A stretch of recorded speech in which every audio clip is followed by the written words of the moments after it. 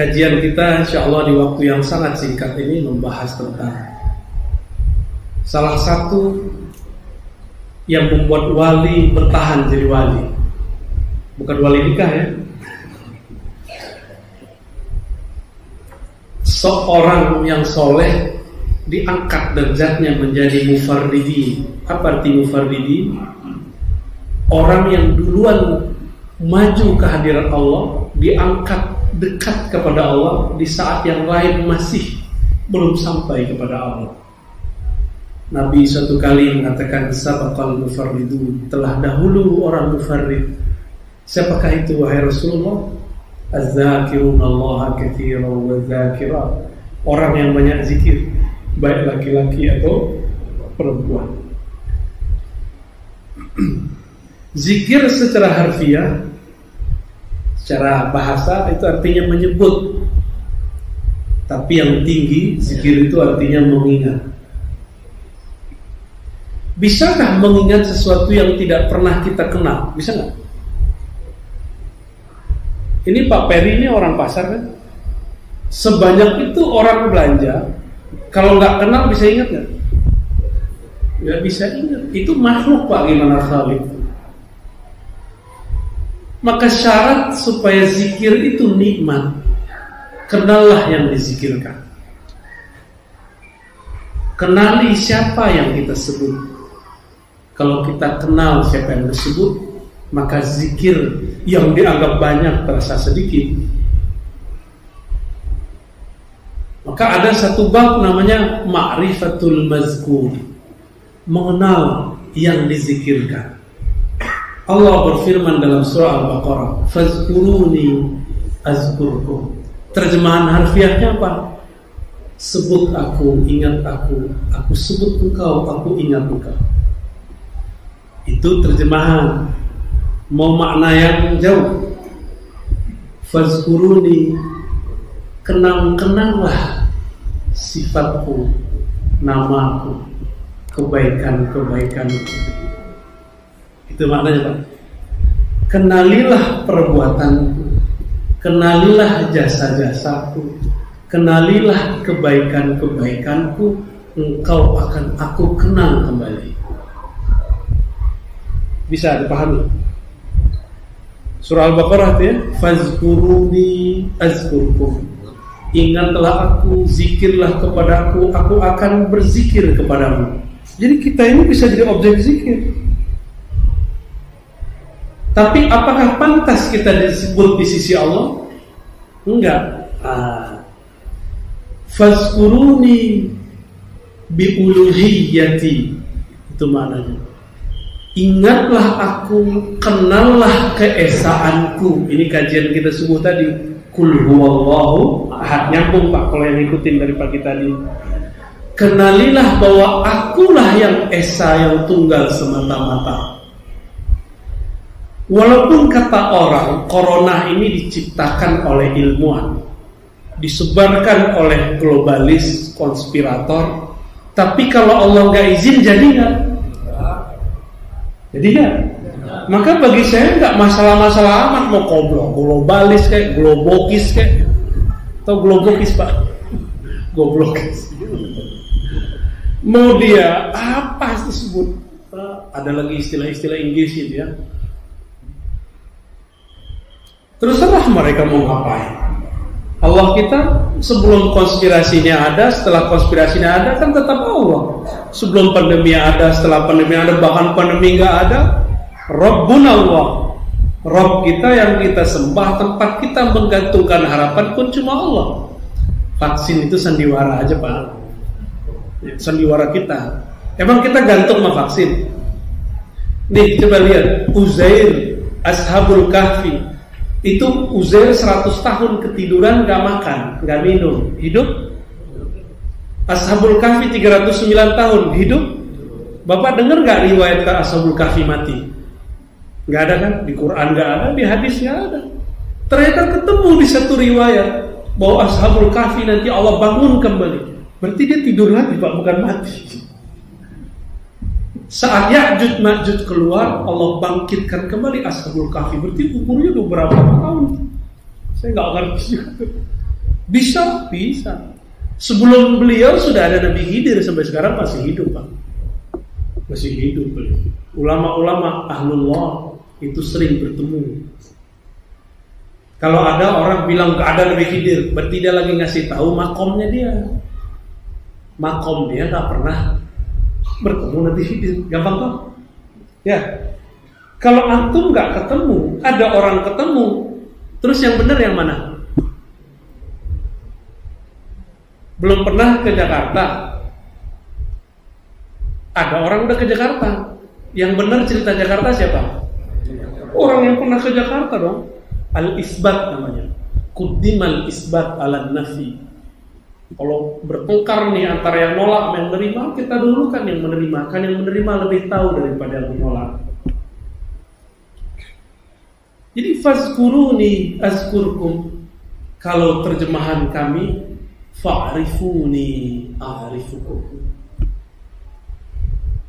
Kenalilah aku akan kenali kau. Kalau kita sudah dikenal oleh seseorang, disebut-sebut nggak namanya? Dilihat-lihat nggak wajahnya? Ya, dicari-cari nggak di sosial media, di Facebook, dicari-cari siapa nih orang? Dicari di YouTube, kalau ada di YouTube. Kalau nggak ada, cukup kemudian kita tanya kepada orang yang tahu. Wah, ini buku aja ini nggak sopan tuh. Ambil. Begini. Sahih. Nyampe nggak? Kedengeran jelas ya? Jelas ya. Kalau beli yang bagus sekalian kalau sini, biar tempel-tempelnya banyak. Mau 100 juga nggak apa-apa, kayak semut, kayak jamur. Enggak, kita nggak ngelarang teman-teman, silakan ambil kajian saya, ambil. Tapi kalau ngambil dari video orang, cantumkan riwayatnya, seperti nyantumin hadis, riwayat BPIR gitu, ada logonya ya. Kalau ngambil dari Irma An-Nur ya, tampilkan, jangan biar ditampilkan, itu namanya mudallis. Jika dulu ahli hadis menyebutkan satu riwayat, dia nggak ngaku bahwa dia dapat dari fulan, langsung dia bilang dari syekhnya fulan, itu namanya mudallis. Gengsi nyebut nama fulan, kurang keren, maunya dia disebut sendiri, namanya mudallis. Pembohong tapi halus, tapi bohong ini nggak dosa-dosa amat, cuma kurang ajar Pak. Ya, nggak sopan gitu. Ya, yang sopan hargailah orang capek-capek ngambil ya. Kita izinkan, nggak apa-apa. Makanya saya nggak bilang hanya cuma BPR, ya, siapa aja boleh. Tapi yang enak juga, orang bikin saya nyaman juga ya. Bikin antum sama ustadz siapa aja, ya jangan sama kita aja. Bikin mereka juga nyaman untuk berbicara. Masa digantung di sini 100 Pak. Baik. Fazkuruni azkurkum. Sebut aku, ingat aku. Ujungnya, puncaknya apa? Kenalilah aku. Kalau sudah kenal, baru bisa mengingat. Kalau bisa mengingat, baru bisa menyebut. Benar? Nah, mau gak kenal Allah? Maka belajarlah mulai dari bab akliyat, mengenal sifat 20. Nakliyat, mulai dari kul huwallahu ahad. Kemudian zauqiyat, dirasakan ke dalam diri. Diingat-ingat jasa Allah Subhanahu wa ta'ala. Ini zaman corona, tambah banyak orang putus asa dalam masalah rezeki. Benar. Padahal dulu waktu dia di dalam kandungan ibunya, dia nggak kerja apa-apa, ibunya juga nggak pernah nganterin makanan, tapi makanan tersalurkan lewat plasenta. Saya mau tanya nih ibu-ibu kah yang menciptakan plasenta itu? Ari-ari, ya. Ari-ari itu ibu-ibu yang buat. Jadi ibu kalau makan itu gimana? Nyuapin anak. Deh makannya gitu. Enggak kan? Masukin dulu ke mulut begitu kan? Enggak. Siapa yang ngatur? Itu alam bawah sadarnya seorang ibu. Masuk Pak. Nah, kita ini produk itu dulu minum air ketuban ya. Lupa ya. Berenang-berenang tuh di perut ibunya tuh. Lahir langsung kerja nggak? langsung bisa jalan nggak kayak kambing? Tadi kita makan kambing ya di rumah Pak Peri. Biar antum iri. Kambing baru lahir langsung berdiri. Langsung berdiri Pak. Nggak pernah ngeliat kambing nih, sok kota ya. Kambing kalau baru lahir langsung berdiri Pak. Langsung berdiri. Bisa nyari minum bisa nih. Tapi yang pertama dicari tetap susu ibunya. Kenapa? Karena kambing pun tahu secara insting dia belum cocok makan rumput. Cocoknya minum air susu ibunya. Bayi kita waktu bayi lebih lama. Kita menjadi pasif itu lebih lama. Di saat itu yang jamin rezeki kita siapa? Allah. Sekarang yang jamin sama nggak? Sama. Bedanya cuma formulasi aja Pak. Dulu cara manggilnya nah, itu zikirnya anak kecil itu. Itu zikir itu Pak. Kalau sekarang zikirnya banyak corona ya Allah. Banyak yang tumbang ya Allah. Rezeki jangan putus. Itu kita zikir. Tapi saya mau tanya, sebelum corona ini Allah sudah tetapkan zikir kita, rezeki kita berapa? Udah ya. Terus antum khawatir, kenapa khawatir? Berarti jangan-jangan Tuhannya ganti nih pas corona ini. Ya, ada Tuhan Coronawiah ya. Tuhan kita sama. Allah itu uji kamu tanpa virus, ingat aku. Enggak. Kamu sibuk mencari selainku. Dikasih virus, dikasih bencana, masih ingat Allah nggak? Nggak juga. Nanti nggak tahu deh, apalagi yang dikasih. Nah, di saat kita dikasih bencana, ada berita-berita yang memalingkan pikiran kita dari Allah, benar nggak? Maka saran saya, mau hidup sehat nggak? Sehat pikiran. Kurangi nonton berita corona. Ya, mau sehat. Alhamdulillah saya jarang Pak nonton. Kalau nggak lewat di sosial media kita nggak baca. Itu pun kita nggak tertarik baca. Biarin begitu. Si bayi yang dia makan pertama kali, yang dia minum pertama kali cuma air susu ibunya. Karena kalau dikasih nasi, dikasih roti, dikasih teh talua, dikasih duren, itu bisa rusak gak si bayi itu? Bisa mati gak dia? Nah, maka zikir itu ada zikir yang umum, ada zikir yang khusus untuk nutrisi badan. Zikir ini saya ngomong lebih serius Pak, hati-hati. Zikir itu ada takarannya, ada kurikulumnya. Kalau tidak, sama kayak orang minum obat bisa keracunan. Kalau obat keracunan tubuh rusak. Kalau orang zikir tidak tahu tekniknya, zikir itu bukan dengan fikir, zikir itu dengan kolbu, bukan dengan akal, tapi dengan kolbu. Kalau orang zikir dengan akalnya, dia akan mengakali makna zikir yang terjadi nanti. Gini Pak, ya, apa tuh? Kalau kata orang Jawa, sableng, gendeng, gitu. Emang gitu bacanya? Salah ya? Majnun, ya, gilo, Miriam. Kalau halat kan dia merasakan kesadaran yang tingkat tinggi. Di saat dia mabuk ma'rifatullah, dia berkalam sesuatu. Kalau ini enggak, belum mabuk udah begila dulu. Kenapa? Karena zikir tidak sesuai dengan dosis-dosis jiwanya, kolbunya. Jadi dalam bab ini wajib nggak punya guru. Di akhir zaman ini nanti nggak ada yang kita pelit-pelit Pak. Nanti kita kasih semua. Dulu itu Bapak kalau belajar zikir harus datang ke surau-surau, datang ke majelis-majelis khusus. Kalau nggak datang nggak dikasih. Cuma karena di Pekanbaru masih ada guru-guru zikir, saya tidak boleh bagi secara umum. datangilah guru-guru itu. Ya, ini manas-manasin aja Pak. Mange-ange no Anda. Kenapa ini adab kami sesama orang yang mempelajari ilmu zikir dan metode mengajarkan zikir. Allah yuhadditha bihadrati man huwa aula. Ini adab ahli hadis.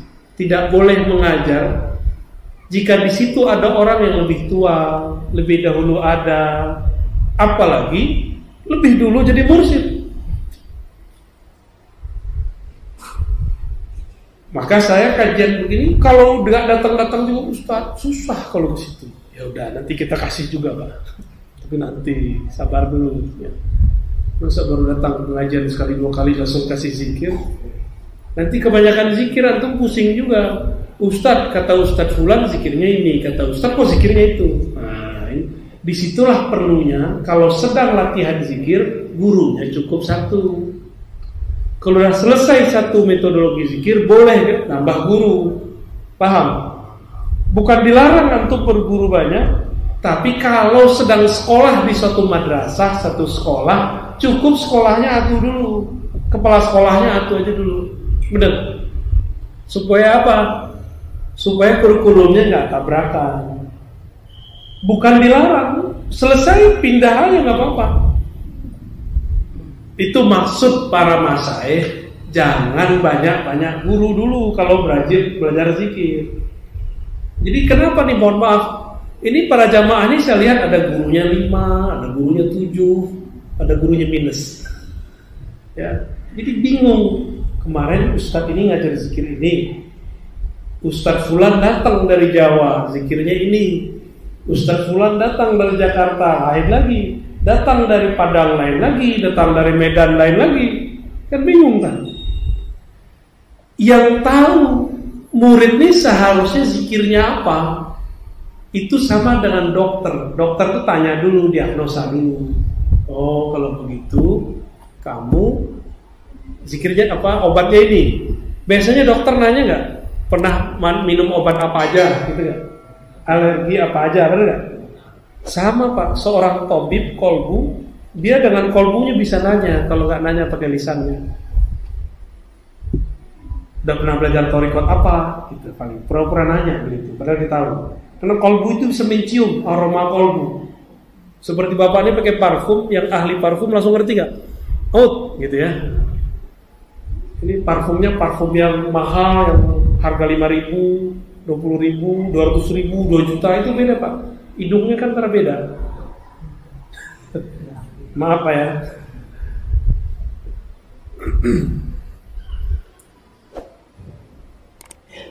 Aroma zikir itu bisa dicium oleh ahli zikir.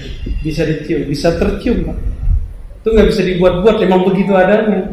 Bukan berarti itu alam gaib, itu kan masih zahirnya kita, cuma zahir yang agak ke dalam. Itu aja bedanya. Untuk zikir pertama, rata-rata Nabi mengajarkan zikir la ilaha illallah. Tapi kalau versi Quran, zikir pertamanya Allah Allah. Iqra bismi rabbikal ladzi khalaq. Bacalah nama Rabbmu. Siapa nama Rabbmu? Allah. Berarti zikir pertama Allah Allah. Tapi kalau lewat hadis, Sayyidina Ubadah ibn Samit itu meriwayatkan, satu kali Nabi SAW saat kami berkumpul-kumpul mengatakan irfa'u aydiyakum, angkatlah tangan kalian. Suruh angkat tangan. Summa qulu la ilaha illallah. Nah, nanti ada masanya saya talkinkan semua yang hadir. Kali ini namanya talkin jama'i, talkin umum, bimbingan umum. Bimbingan umum boleh. Ada bimbingan khusus, nggak boleh kita ajarkan depan orang. Kecuali orangnya udah paham semua. Tapi di akhir zaman dikasih-kasih juga Pak. Ini kan akhir zaman kan. Bapak dulu mau cari hadis harus melewati 3 negara. Zaman Imam Bukhari 5 negara Pak. Satu hadis dia dapat. Sekarang satu hadis Bukhari bisa dibaca di Google Play Store. Betul. Bisa satu hadis, satu kitab. Jika ilmu hadis sekarang bisa diperoleh tanpa perlu melakukan rihlah jauh, sama ilmu ma'rifatullah juga bisa begitu sekarang. Jadi semuanya di zaman ini tuh enak, semuanya Allah pendekkan perjalanan. Makanya Bapak bisa menyaksikan kajian saya lewat YouTube. Kajian yang dulu kita dengar orang tua-tua dulu di kampung ngaji begitu, sekarang dibawa ke kota. Kata teman yang hasad, Pak Jatuh Ar-Razi itu kaji-kaji tinggi dibawa ke umum. Bilang aja iri kan? Ente gak bisa jelasin, kasih tahu aja sama kita, nggak apa-apa kok. Kalau antum nggak sanggup menjelaskannya karena nggak tahu cara menjelaskannya, nggak usah hasad. Katakan seperti Imam Ghazali katakan, alhamdulillah sudah ada orang yang Allah kirim untuk menjelaskan ilmu yang dulu rumit sekarang jadi gak rumit. Katanya ilmu di kampung. Kalau kampung-kampungan dong. Kata orang kota yang tinggi ilmu kota. Kok yang tinggi ilmu kampung? Oh ternyata emang ilmu-ilmu di perkampungan dulu tinggi-tinggi Pak. Maka kitab-kitab dulu yang dikaji di majelis-majelis besar, namanya kitab At-Tuhfah Al-Mursalah. Bisa diulang apa nama kitabnya? At-Tuhfah. Ya. Apa artinya itu? Apa aja deh. Itu sekarang dikaji di mana-mana Pak. Kenapa saya berani kaji itu? Orientalis saja baca kitab itu. Lalu mereka menafsirkan sendiri. Di kampus-kampus profesor doktor mengkaji itu, tapi mereka berbicara persepsi mereka. Bahkan di kampung-kampung orang yang tidak punya mursyid yang ngusul kepada Allah kemudian menyelewengkan kitab itu. Terus kita harus diam. Gak boleh diam. Maka saya kemudian minta istikharah kepada Allah untuk diizinkan mengajar kitab itu. Kita mulailah mengajar kitab itu. Di blacklist juga kita mau orang-orang Pak. Ya bagi saya gak masalah. Yang penting nama saya tidak di blacklist di sisi Allah Subhanahu wa Ta'ala. Jadi di blacklist orang ya. Di zikir yang paling awal, tapi itu adalah zikir paling tinggi. Apa itu? Afdhul dzikri la ilaha illallah. Zikir yang paling tinggi adalah la ilaha illallah ya. Imam Ad-Dusuqi di akhir kitabnya Hasyiah terhadap kitab Aqidah As-Sunusiyah yang dipakai di kitab-kitab Ahlus Sunnah. Ini banyak nih sekarang kiainya Ahlus Sunnah, tapi madrasahnya pesantrennya udah gak mengajarkan kitab Ahlus Sunnah Pak. Banyak. Bahkan ada tarekat punya pesantren, pesantrennya tidak mengajarkan akidah Ahlus Sunnah. Udah banyak sekarang ketipu. Yang diajarkan uluhiyah, rububiyah, asma wa sifat versi seberang, bukan versi Ahlus Sunnah. Akhirnya nggak nyambung kalau kita ngobrol. Ya. Apa kata Nabi?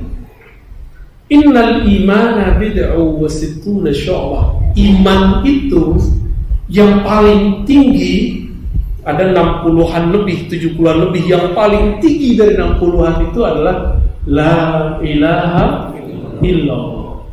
Kok bisa? Padahal itu udah kita dengar dari dulu. Ternyata yang membedakannya adalah ada orang membacanya cuma dengan lisannya, ada orang yang membacanya dengan akalnya, ada orang yang membacanya dengan kolbunya, ada orang yang membaca dengan ruhnya. Beda gak? Beda hasilnya. Kalau cuma dengan lidah membaca, pikiran jalan-jalan, pikirannya piknik Pak. La ilaha illallah, la ilaha. Lama-lama jadi gak jelas ya. Tapi kalau dia baca dengan akalnya, akal terasa berat. Tadi waktu kita ngaji tauhid sama kawan-kawan sahabat-sahabat Syafaliyah, itu yang hadir ada beberapa kawan kita juga. Apa kata dia waktu di lift? Pecah kepala waktu ya. Gitu dia udah ada pecah.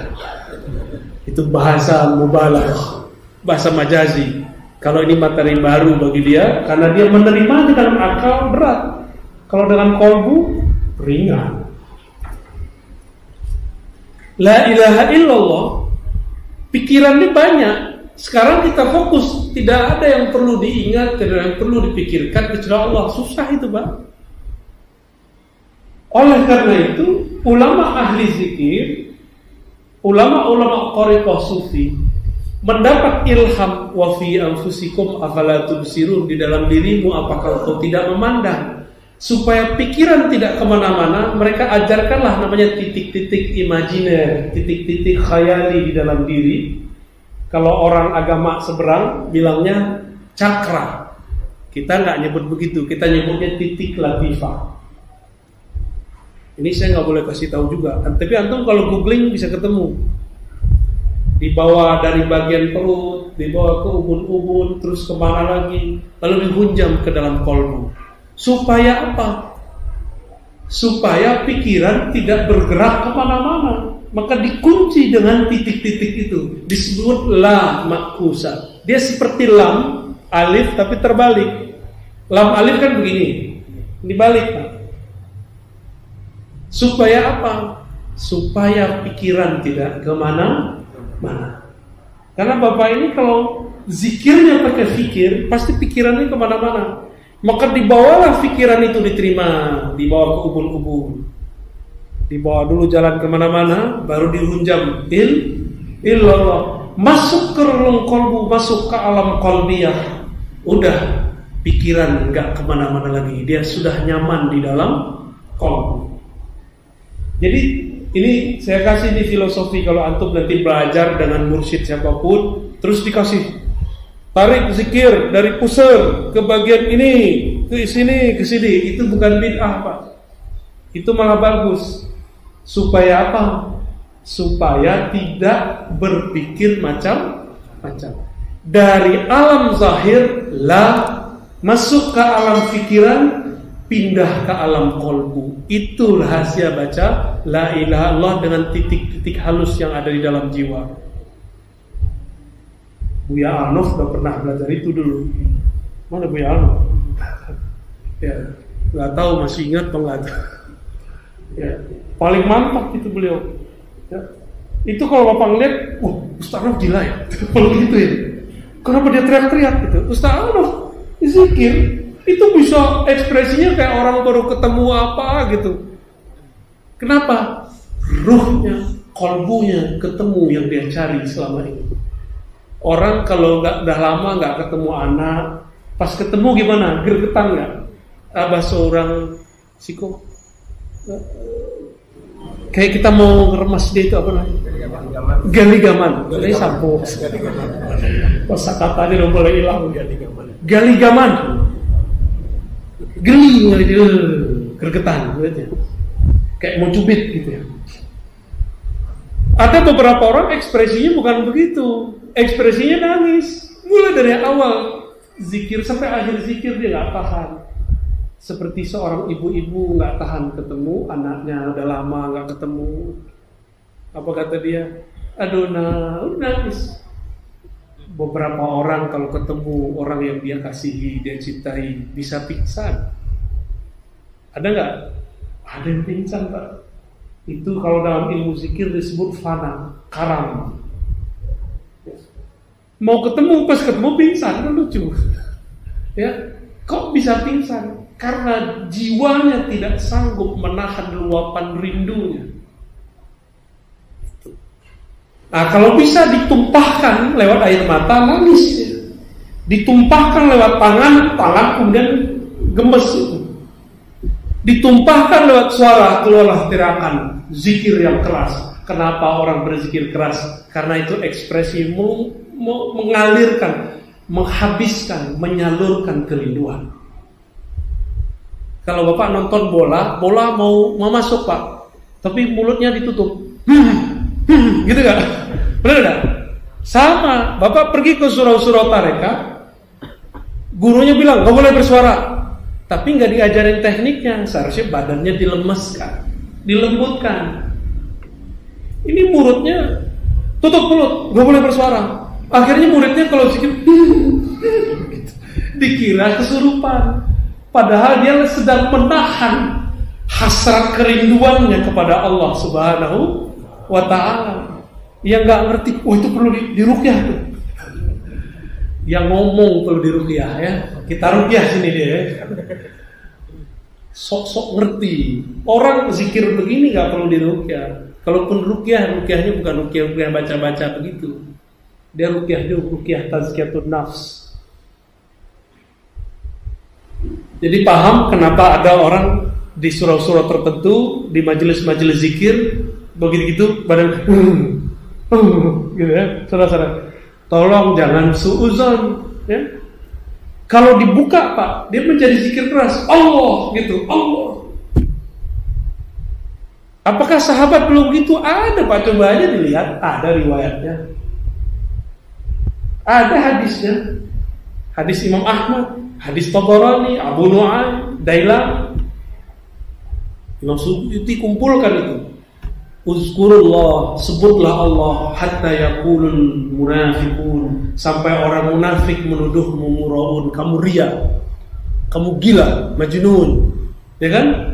Maka siap-siap wahai pencipta zikir, antum akan dituduh gila. Marhaban ayyuhal majnun. Abdurrahman Al-Jani, seorang imam waliullah, karena ahli zikir yang sudah cinta kepada Allah, kasmaran bertuhan, itu disebut gila. Dia tulislah kitab Al-Laila wal Majnun. Wal Majnun itu sufi salik yang sedang kasmaran jatuh cinta kepada Allah. Udah punya belum bukunya? Belum. Nah, kalau mau paham maksud saya, baca buku itu ya. Udah ada terjemahannya belum? Belum ya? Ya salah ya, belum ada. Itulah enaknya kalau bisa baca bahasa Arab ya. Biar stres gitu kalau begitu.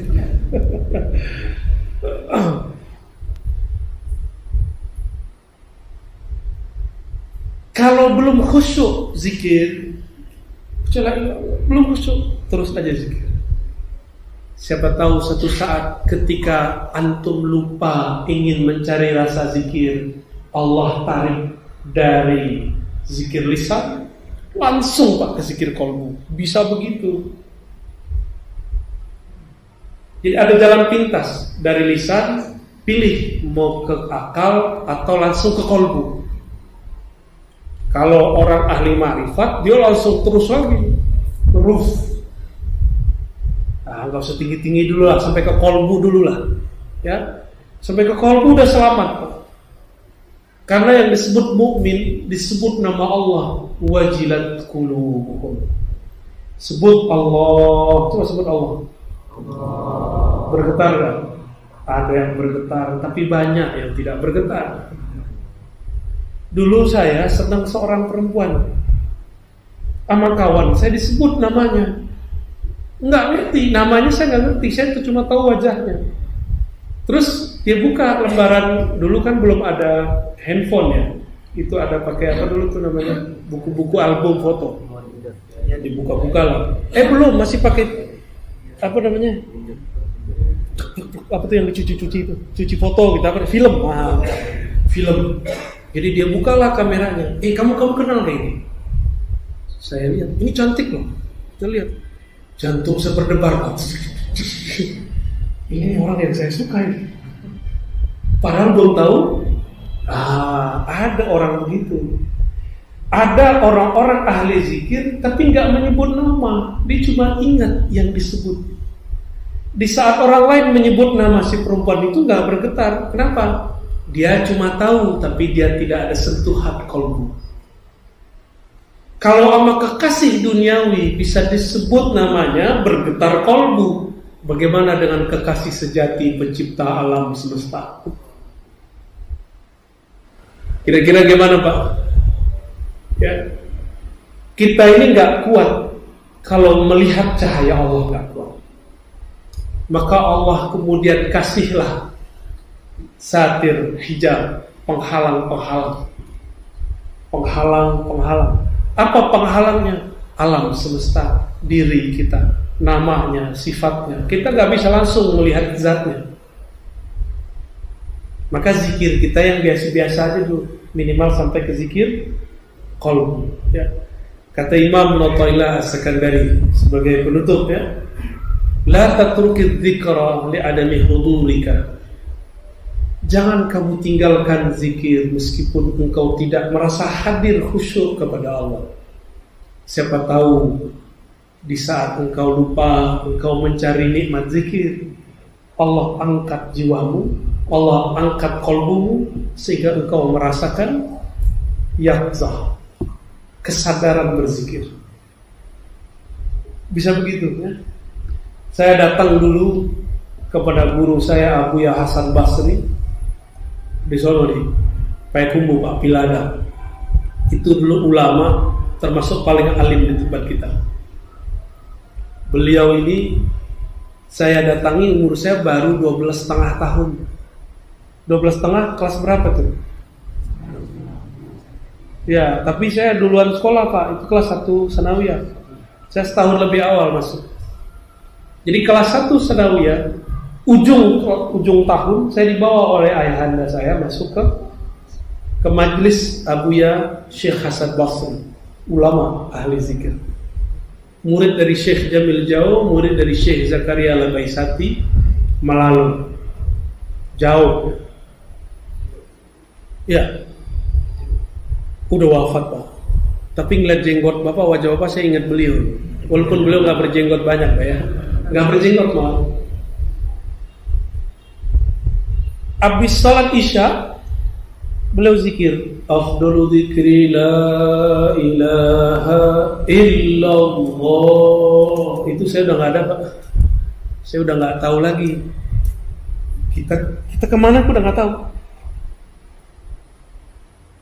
Tahu-tahu pas sadar, orang udah selesai sholat sunat. Berarti dari awal la ilaha illallah, doa, sholat sunat. Saya sadarnya waktu nikmatnya waktu itu sampai sekarang gak bisa lupa. Belum tahu namanya, tapi sekali disebut dia, langsung kita gak kuat, fana. Ekstase bahasa orang kampus. Kalau ada dulu orang ketemu artis, ini kan anak-anak muda dulu ada demam Korea. Pas ketemu artis pingsan, mirip-mirip begitu tuh. Itu saya udah kepala udah di bawah, udah nggak tahu. Nah itulah maknanya tadi. Namanya belum tahu, tapi pas disebut langsung bergetar. Karena kita masih kecil, belum kuat menahan kuatnya zikir, akhirnya kita tumbang. Maka bergurulah kepada ahli zikir, dia nanti akan memberi dosis-dosis zikrullah. Ya, udah jangan ditunggu lagi, Pak, udah keburu corona. Ntar kalau antum nggak belajar juga antum kena corona kali. Ya, corona karena. Bismillahirrahmanirrahim. Assalamualaikum warahmatullahi wabarakatuh. Waalaikumsalam.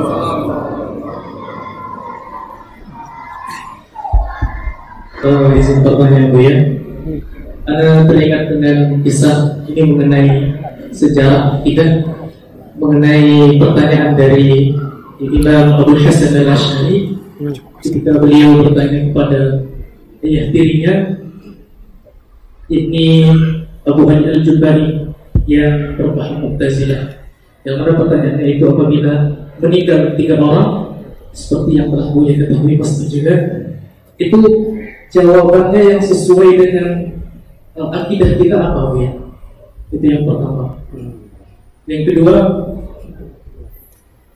mengenai firman Allah tadi, "Fadhkuruni adhkurkum washkuruni wa la takfurun."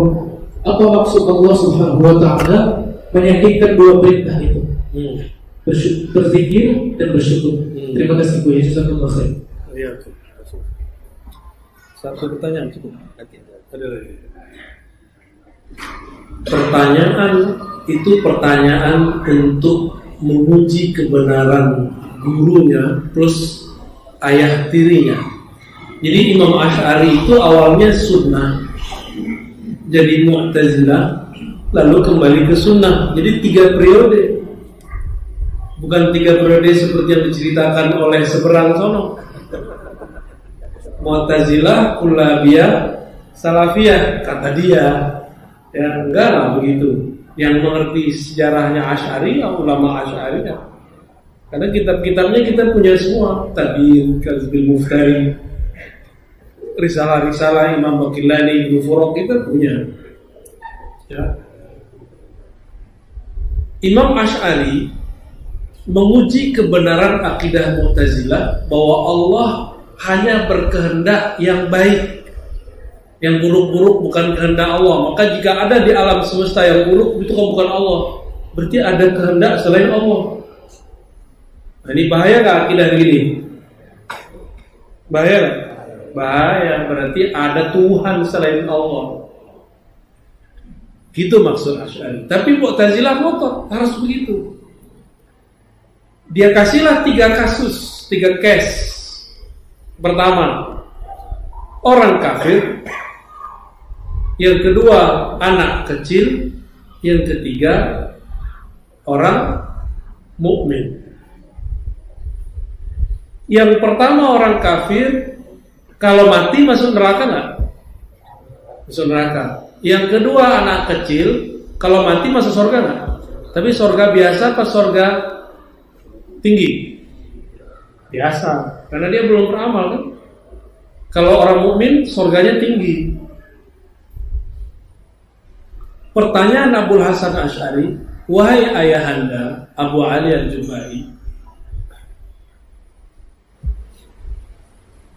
si anak kecil bertanya, ya Rob, kenapa aku tidak dipanjangkan umurku sehingga setinggi orang beriman? Jadi orang beriman itu Allah panjangkan umurnya, dia bisa ibadah, maka Allah taruh dia di makom yang tinggi di surga. Protes si anak kecil, ya Rob, kalau memang masuk surga itu bagus, kenapa aku tidak dipanjangkan umurku sehingga masuk surga yang tinggi? Apa jawaban Abu Al-Jubai? Allah akan berkata, hai anak kecil, jika engkau aku besarkan, aku panjangkan umurmu, engkau akan mati dalam keadaan kafir. Mendengar kata kafir begitu, senyum Imam Asy'ari. Kayaknya benar ya? Kayaknya benar kan? Tuh ketipu kan? Imam Asy'ari senyum. Ayahanda Abu Ali Al-Jubai, ya santai lah gitu dia. Yang pertama, ayahanda ingat nggak? Siapa yang pertama? Orang kafir yang mati. Dia mati ketika dia dewasa, umurnya dipanjangkan Allah, lalu mati kafir. Nanti dia protes. Apa protesnya? Ya Allah, jika engkau tahu aku bakal mati kafir, kenapa gak dimatikan waktu kecil? Bengong Abu Ali Al-Jubai. Gimana jawabnya nih ya? Diam dia, gak bisa jawab, panas wajahnya. Mau dimarahi anak sendiri, anak tiri kan? Kan dimarahin maknya marah lagi. Mau dianggap salah, emang benar kan? Itu baru satu dialog, banyak dialognya, dan itu disebutkan dalam kitab At-Tabiin Kazbil Muftari, Tabiin Kazbil Muftari fi Manusiba ila Imam Abul Hasan Asy'ari karya Al-Hafiz Ibnu Asakir. Saya pernah mengajar kitab ini 2 semester waktu di Darussunnah untuk mahasiswa, full bahasa Arab ada di. Nggak tahu tuh mahasiswanya paham apa tuh. Soalnya teks udah rumit, ngajarnya pakai bahasa Arab, tapi insya Allah mereka paham. Itu teksnya yang asli begitu, ya. Dan masih banyak dialog-dialog yang lain dari disebutkan di dalam kajian-pengajian umum, tapi di kitab itu ada. Paham? Jadi yang tepat bagaimana? Yang tepat bagaimana? Asy'ari ngasih pertanyaan begitu. Kalau di 3 ayat terakhir Al-Baqarah ingat nggak? Yaghfiru liman yasha. Suka-suka Allah dong, mau nyiksa siapa, mau mengampuni siapa. Allah nggak boleh diatur. Hanya dialah Allah, Raja mutlak. Tidak boleh diatur oleh undang-undang manapun. Hatta takdir yang ada di Lauh Mahfuz itu bukan untuk Allah. Takdir itu untuk makhluk. Takdir itu untuk makhluk, itu bukan Allah. Maka takdir itu tidak berlaku kepada Allah. Cuma kan Allah la yukhliful mi'ad, tidak akan melanggar janjinya. Justru Allah itu memaafkan orang yang dijanjikannya disiksa, nggak disiksa itu banyak. Maka kalimat yaghfiru liman yasha itu hadiah buat kita semua. Allah akan mengampuni yang Dia kehendaki, menyiksa yang Dia kehendaki. Kalau Allah kasih kalimat nih, Allah hanya memasukkan surga yang taat, akan menyiksa yang maksiat. Adakah di antara kita yang nggak maksiat hari ini?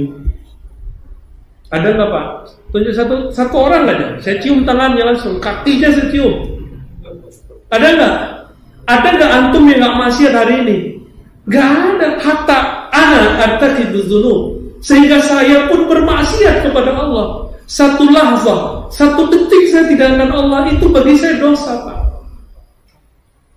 Bahkan dalam ruku sujud kita lupa mengingat Allah Subhanahu wa taala. Dosa enggak tuh? Khianat enggak tuh? Allah sangat mengenal kha'inatul a'yun. Allah itu mengerti khianatnya mata. Lain di mata, lain di kolbu. Mata menerjemah, kepala ruku, kepala sujud, bibir komat kamit, tapi kolbunya enggak tahu kemana. Allah tahu itu. Makanya Allah benci sekali dengan orang munafik. Tapi Allah sayang dengan orang yang mengaku.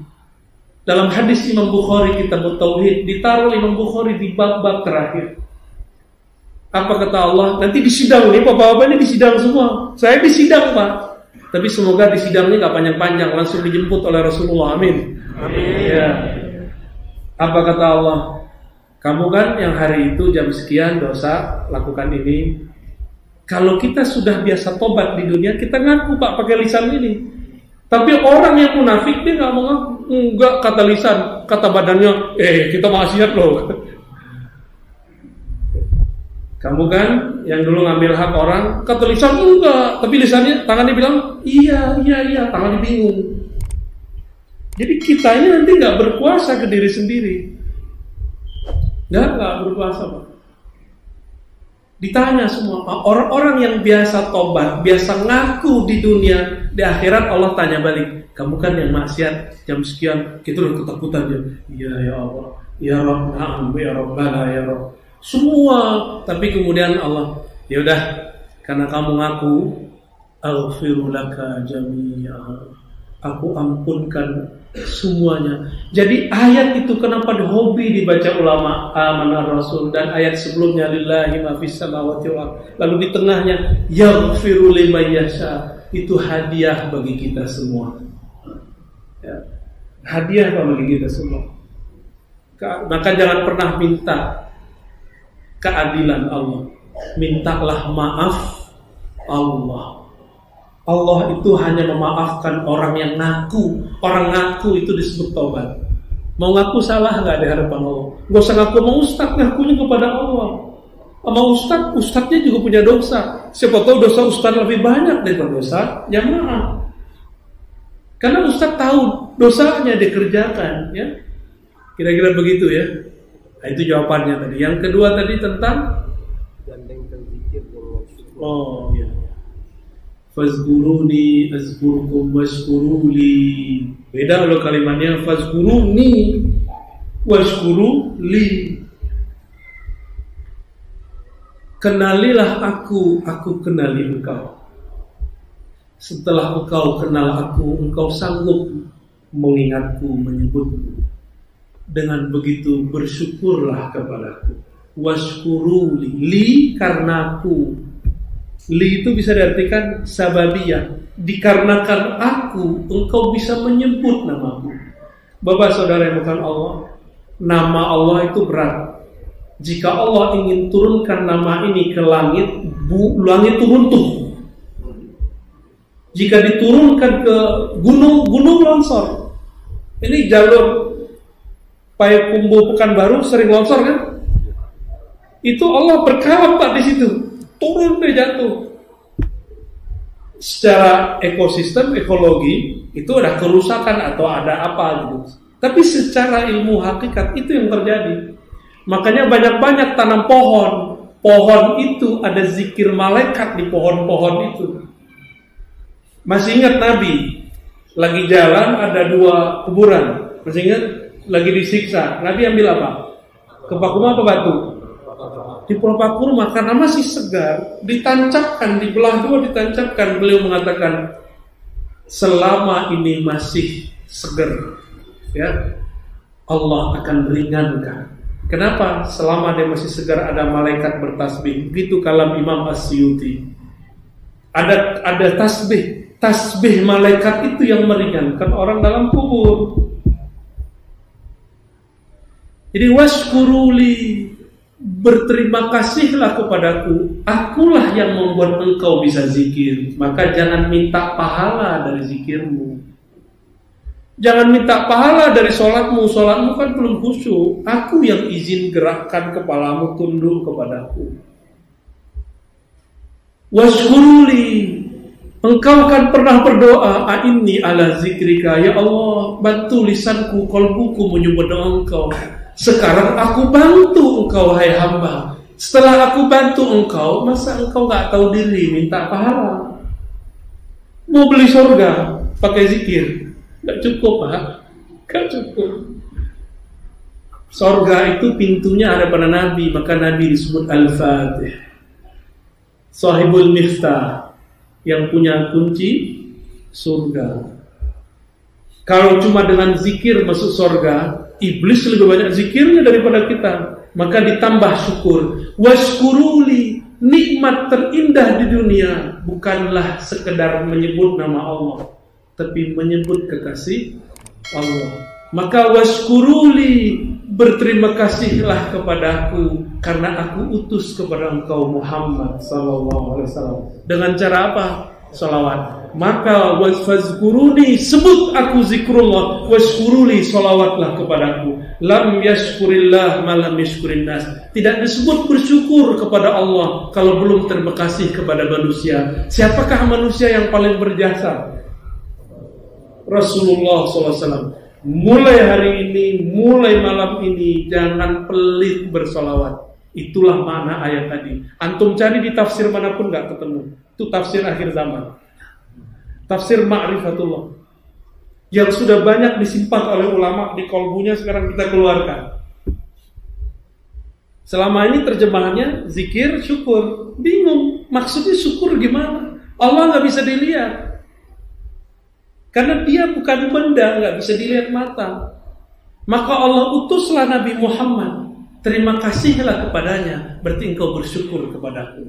Maka orang yang paling banyak bersyukur adalah orang yang paling banyak bersolawat kepada baginda Rasulullah SAW. Ulama kita ada yang solawat sehari 313, ada yang 500, ada yang 1000, ada yang 10.000, ada yang nafas naik, ada yang nafas turun. Nafas naik, lebih banyak yang mana tuh? Ada yang dalam pikirannya, dalam bayang-bayangnya, dalam makna dalam dirinya. Dalam diri cuma cinta, terima kasih wahai Rasulullah. Maka ada sebuah hadis, Nabi mengatakan jika ada orang baca ini, itu malaikat kerepotan membawa pahalanya. Jazallahu anka ya Sayyidana, ya Rasulullah. Ya nggak pakai syarat nasi.